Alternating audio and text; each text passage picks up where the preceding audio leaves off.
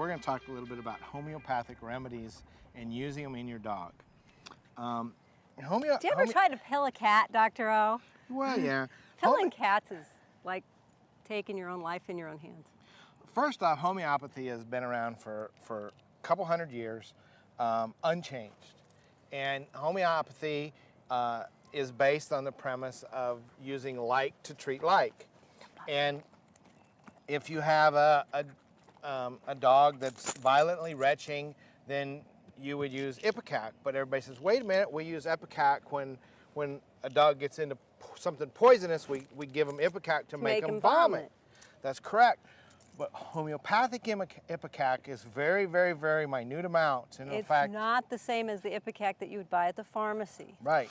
And it actually, we're using like to treat like, and it's a vibrational type of treatment. We've talked before, and you may have seen people talk about the harmony of cells, or the vibrations of cells, or the energy that cells put off. And homeopathy is based on that exact same energy. And so everything vibrates at a different rate in nature, and homeopathy is based on finding out what vibration we're missing. And so we're going to use a homeopathic remedy.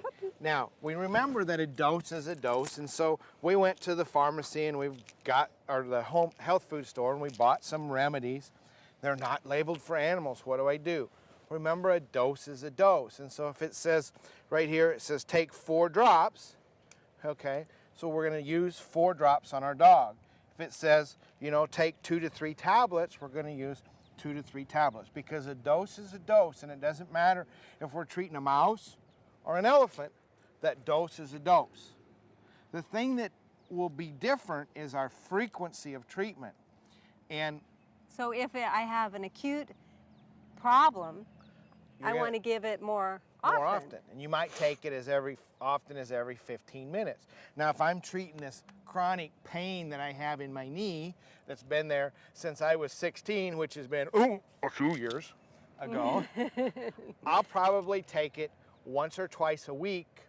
And most homeopaths recommend like once or twice a week, 1 week for every month that you've had the problem. So in this puppy who is beginning to get separation anxiety and chewing up the house and things like that, we can use a homeopathic remedy to try to address that. We can address that. Or if he gets exposed to, go to the dog park and he gets exposed to a dog that had parvo, or if we go to a show and there was some kennel cough there, we can use a specific remedy to treat those. Okay. Now, people are saying, well, how are we going to do this?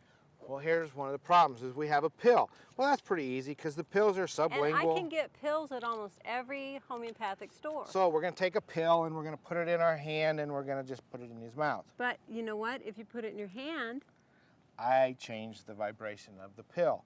So that's one of the problems with, he liked it, but by touching it, I changed the vibration. I added vibration to it that was mine.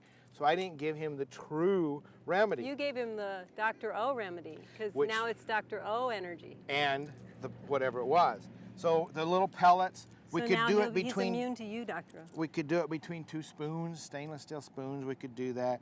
We could have put it in the cap and dissolve it in some water and squirt it in his mouth that way.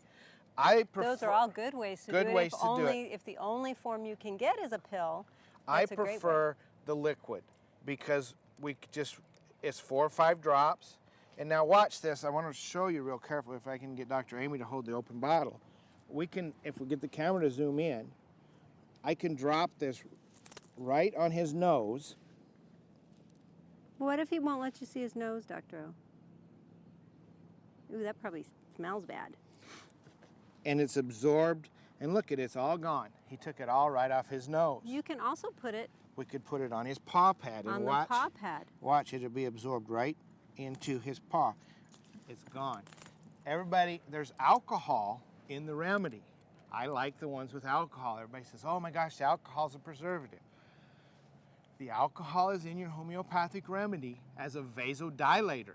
It will dilate those blood vessels where the where the drop hits and allow the remedy to be absorbed into the bloodstream, because that's where we want the remedy. We want it in the blood.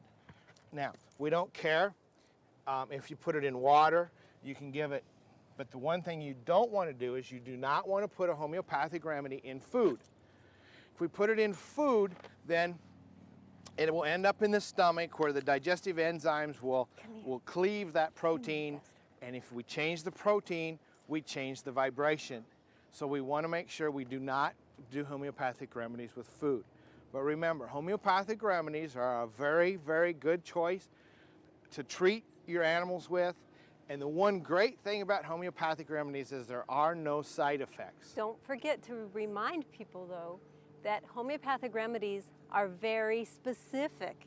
Very specific. So if you are trying to treat yourself, your animals yourself, you may want to consult a homeopath with the symptoms and the specific information about the animal so that you can get the right remedy. Right. And there are 38 different headache remedies for people in homeopathic modalities. Because they treat specific headaches, Specific not kind of headache headaches. in general.